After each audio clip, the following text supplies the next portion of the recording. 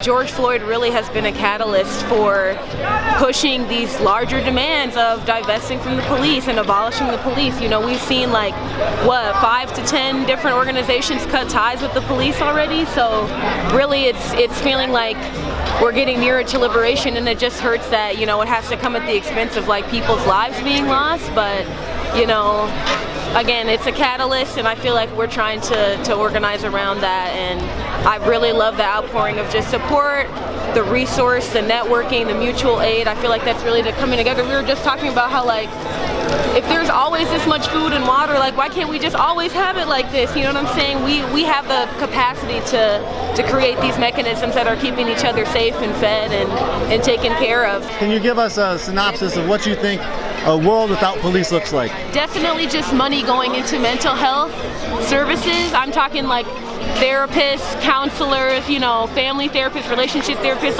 really giving mental health the funding and the attention that it needs. And really, when we talk about abolishing the police and transformative justice, really transforming the conditions that allow for crime to happen and allow for injustices to happen.